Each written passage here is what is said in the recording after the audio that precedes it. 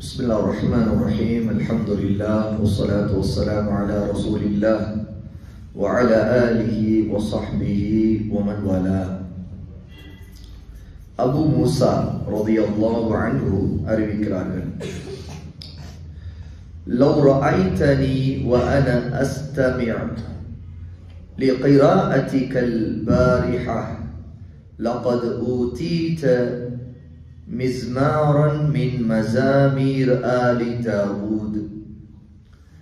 அல்லாஹ்வின் தூதர் ஸல்லல்லாஹு அலைஹி வஸல்லம் என்னிடம், அபு மூசா சொல்லுகிறார்கள், என்னிடம் நேற்று இரவு நீங்கள் குர்ஆன் ஓதியதை நான் கேட்டேன்.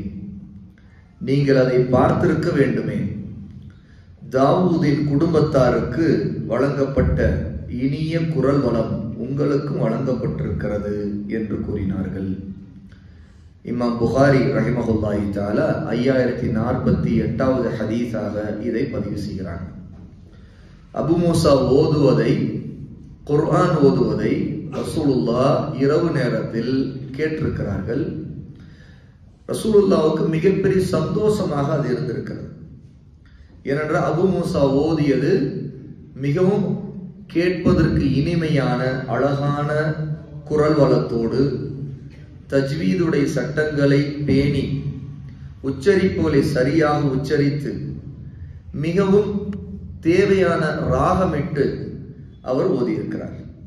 இந்த ஓதிய அந்த ஓதலை ரசூலுல்லாஹ் கேட்டுவிட்டு, ஊதீத லகத் ஊதீத மிஸ்மாரன் மின் மஸாமீர் ஆல் தாவூத், தாவூதுடைய குடும்பத்தாருக்கு அவர்களுடைய வீட்டாருக்கு வழங்கப்பட்ட சங்கீதம், அது போன்ற ஒரு குரல் வரம் உங்களுக்கு வழங்கப்பட்டிருக்கிறது.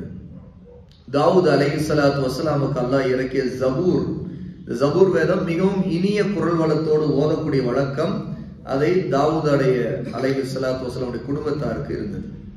ஆகவே அது எப்படி இருந்ததோ அது போல நீங்கள் குர்ஆனை மிகவும் இனிமையாக ஓதினீர்கள்.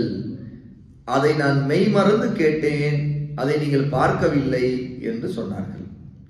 ஆக இதிலிருந்து குர்ஆன் ஓதும் போது அதை இனிமையாக கேட்பதற்கு எவ்வளவு அழகாக ஓத முடியுமோ, குரலால் அதை அழகுபடுத்த முடியுமோ ஒருவர் ஓதுவது ரசூலுல்லாஹி ஸல்லல்லாஹு அலைஹி வஸல்லம் அவர்களுக்கு மிகவும் விருப்பமானது. அது மட்டுமல்ல, ரசூலுல்லாஹ் ஒன்றை விரும்புகிறார்கள் என்றால் அது அல்லாஹ்வுடன் விருப்பமானது. ஆகவே ஒருவர் குர்ஆன் ஓதுவது, அழகாக ஓதும் போது அதை அல்லாஹ் நேசிக்கிறான் என்பதையும் இந்த ஹதீஸிலிருந்து தெரிந்து கொள்கிறோம். அடுத்தது அப்துல்லாஹ் இப்னு மஸ்ஊத் ரலியல்லாஹு அன்ஹு அறிவிக்கிறார்கள், قال للنبي صلى الله عليه وسلم, அல்லாஹ்வுடைய நபி ஸல்லல்லாஹு அலைஹி வஸல்லம் என்னிடம் சொன்னார்கள், இக்ரா அலைய, எனக்கு குர்ஆனை நீங்கள் ஓதி காட்டுங்கள் என்று சொன்னார்கள். குல்து, நான் சொன்னேன், யா ரசூலல்லாஹ், அல்லாஹ்வின் தூதரே, அக்ரா அலைக் வ அலைக உன்சில், அல்லாஹ்வின் தூதரே, உங்களுக்குத்தானே குர்ஆனை இறக்கப்படுகிறது, உங்களிடம் நான் உங்களுக்கு ஓதி காட்ட வேண்டுமா? உங்களிடமே குர்ஆன் இறங்கும் பொழுது நான் ஏன் ஓதி காட்ட வேண்டும் என்று சொன்னார்கள். கால, ரசூலுல்லாஹ் சொன்னார்கள், நஅம், ஆம். ஃபகரத்து சூரத் நிசா ஹத்தா அதைது இலா ஹாதிஹி ஆயா, உடனே ரசூல் ஸல்லல்லாஹு அலைஹி வஸல்லம், இல்லை, எனக்கு நீங்கள் ஓதி காட்டுங்கள், நான் கேட்கிறேன் என்று சொல்ல, அப்போது அப்துல்லாஹ் இப்னு மஸ்ஊத் ரலியல்லாஹு அன்ஹு சூரா நிசாவை ஓதி காட்டினார்கள். அவர்கள் ஓதிக்கொண்டே இருக்க ரசூலுல்லாஹ் கேட்டுக்கொண்டே இருந்தார்கள். அதில் ஒரு இடம் வருகிறது, فَكَيْفَ إِذَا جِئْنَا مِنْ كُلِّ أُمَّةٍ بِشَهِيدٍ وَجِئْنَا بِكَ عَلَى هَؤُلَاءِ شَهِيدًا.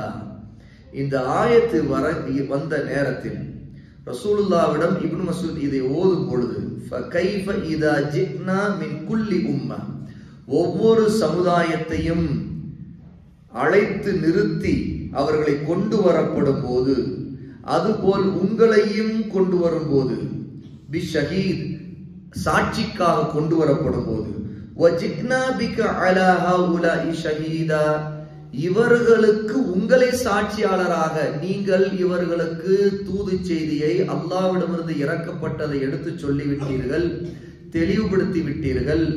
ரிசாலத்தை நுபுவத்தை நிறைவேற்றி விட்டீர்களா என்பதில் உங்களுக்கு சாட்சியாளர்களாக இவர்களை எல்லாம் கொண்டு வரும்போது உங்களின் நிலை எப்படி இருக்கும் நபியே என்று அல்லாஹ் தஆலா கேட்கக்கூடிய இந்த ஆயத் சூரா நிசாவுடைய 41வது ஆயத்தை ஓதும்போது கால உடனே ரசூல் ஸல்லல்லாஹு அலைஹி வஸல்லம் இப்னு மஸ்ஊதுக்கு சொன்னார்கள், ஹஸ்புகல் ஆன், போதும், இதோடு நிறுத்துங்கள் என்று சொன்னார்கள். ஃபல்தஃப்து இலை, அப்பொழுது ரசூலுல்லாஹை நான் தலை உயர்த்தி பார்த்தேன். ஃபஇதா ஐனாஹு தத்ரிஃபான், அப்பொழுது ரசூலுல்லாஹ்வுடைய 2 கண்களிலிருந்தும் கண்ணீர் கொட்டி கொண்டிருந்தது. அதாவது ரசூலுல்லாஹ்விடம் சூரா நிசாவுடைய ஆரம்பத்திலிருந்து இப்னு மஸ்ஊத் ஓதிக்கொண்டே வரும்போது இந்த ஆயத்திலே அல்லாஹ் தஆலா ஒவ்வொரு சமுதாயத்திற்கும் சாட்சியாளரை கொண்டு வந்து நிறுத்தி அந்த நபி, எந்த நபியை அல்லாஹ் அந்த சமூகத்திற்கு அனுப்பினானோ அவர் உண்மையிலேயே தன்னுடைய நபித்துவத்தை, தூது செய்தியை சரியான முறையில் எடுத்து வைத்து விட்டாரா என்பதை விசாரணை செய்யப்படும். அந்த விசாரணையின் போது இவர்களுக்கு சாட்சி, நீங்கள் இந்த மக்களுக்கு எடுத்து சொல்லிவிட்டீர்களா என்று உங்களுடைய சமூகத்திற்கு சாட்சியாளராக உங்களை கொண்டு வந்து நிறுத்தும் பொழுது உங்களின் நிலை எப்படி இருக்கும் என்று அல்லாஹ் கேட்கக்கூடிய இந்த ஆயத்தை நினைத்து ரசூலுல்லாஹ் பயந்தார்கள்.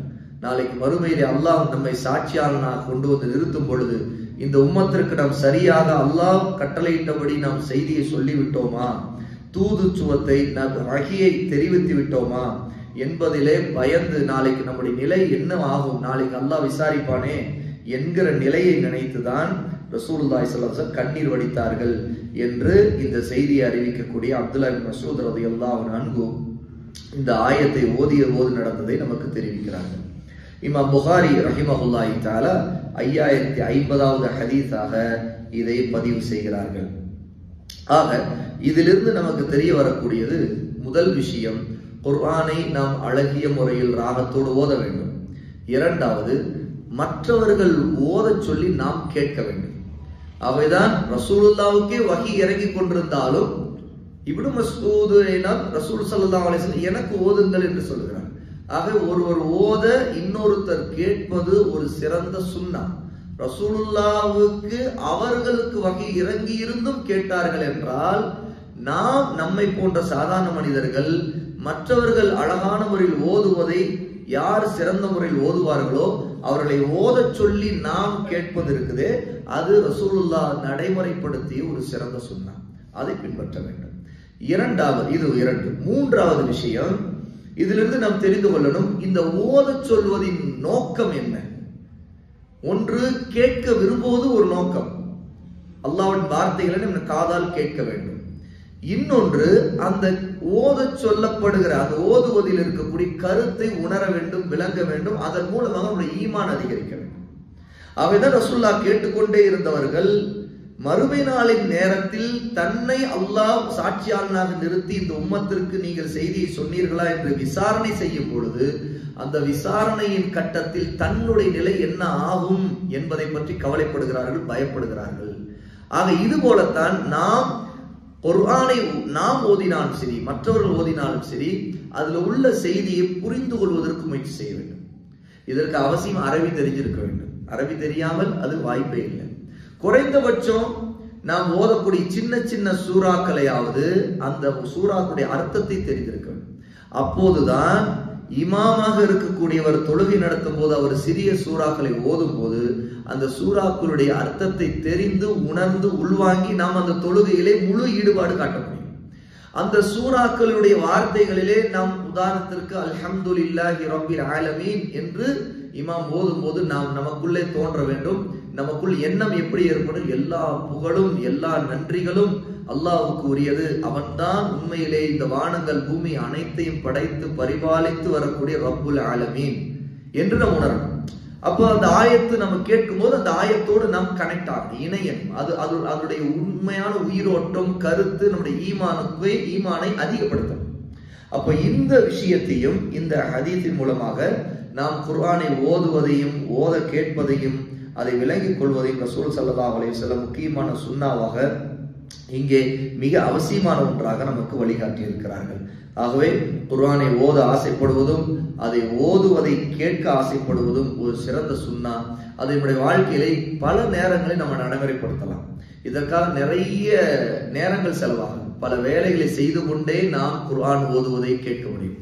பல நேரத்துல குர்ஆன் ஓதுவதை, சிறிய சூறாக்களை கொஞ்சம் கொஞ்சமாக திரும்ப திரும்ப கேட்பதை கொண்டே மனப்பாடம் செய்தவர்கள்.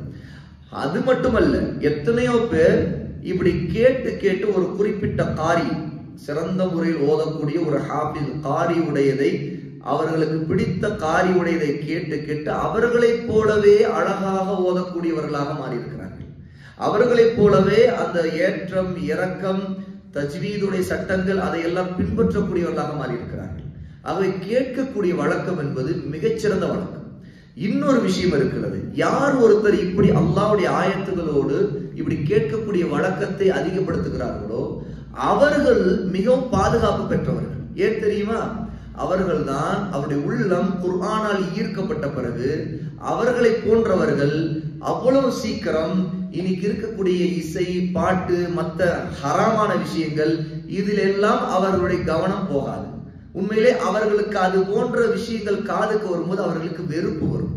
அதை கேட்க விரும்ப மாட்டார்கள். அதுதான் ஏனென்றால் குர்ஆன் ஒருத்தருடைய உள்ளத்துல ஈமானை அதிகப்படுத்தின பிறகு அதுதான் அவருக்கு ஒரு பெரிய ருசியாக, சுவையாக, மனசுக்கு இதமானதாக ஆன பிறகு இந்த இன்னைக்கு ஷைத்தான்களுடைய இசை, ஷைத்தான்களுடைய பாட்டுகள், ஷைத்தான்களுடைய கருவிகள் மூலம் வரக்கூடிய இசை கருவிகளுடைய எந்த ஒரு மயக்கமும் நம்மை தீண்டாது. அது நம் வெறுக்கக்கூடியவர்களாக மாறுவோம். இன்னைக்கு மொபைல் வந்த பிறகு அது ஒரு சிறந்த விஷயமா, மொபைலை நல்ல முறையில பயன்படுத்துவதற்கு நல்ல வழிகள்ல ஒன்று குர்ஆனுடைய கிராஅத்துகளை கேட்பது. அப்போ அதன் மூலமாக ஒருத்தர் இயர்போன் வச்சுக்கிட்டு கேட்கறது, ஒருத்தர் பஸ்ல போறாரு, அங்க பாட்டு ஓடிட்டு இருக்குது, இயர்போன் இருந்தா அப்படி போட்டுட்டு ஏற்கனவே டவுன்லோட் பண்ணி வச்சிருந்தாருன்னா நெட் கனெக்ஷனே இல்லாவிட்டால் கூட பேட்டரியில சார்ஜ் இருந்தா மட்டும் போதும், மொபைல்ல அழகா நம்ம இயர்போன் போட்டுக்கிட்டு இந்த பஸ்ல ஓடக்கூடிய ஹராமான விஷயங்களை விட்டு நம்முடைய காதை பாதுகாத்துக்கலாம். அப்போ நாம நிதானமாக குர்ஆனுடைய ஒரு திட்டமிட்டு கேட்கலாம். ஒரு திட்டம் வைத்துக்கலாம். நம்ம இவ்வளவு கேட்டிருக்கிறோம், இத்தனை சூறாக்கள் கேட்டிருக்கிறோம், இந்த சூறாக்களை திரும்ப திரும்ப கேட்கலாம். அப்படிங்கும் போது கேட்க கேட்க நாம் அந்த எல்லா ஹராமான ஷைத்தானி விஷயங்களை விட்டு நம்மை பாதுகாத்துக் கொள்வதோடு இந்த கேட்கிற வழக்கம் என்பது நன்மைகளை அதிகப்படுத்தும் என்பதையும் நாம் கவனத்தில் கொள்ளணும். ஆகவே இன்ஷா அல்லாஹ் குர்ஆனை அதிகமாக கேட்கக்கூடியவர்களாக, அதிகமாக ஓதக்கூடியவர்களாக நாம் ஆவோமாக. அல்லாஹ் தஆலா அப்படிப்பட்ட கருணையை நமக்கு காட்டுவானாக. வ ஆகிரு தஅவானா அல்ஹம்துலில்லாஹி ரப்பில் ஆலமீன்.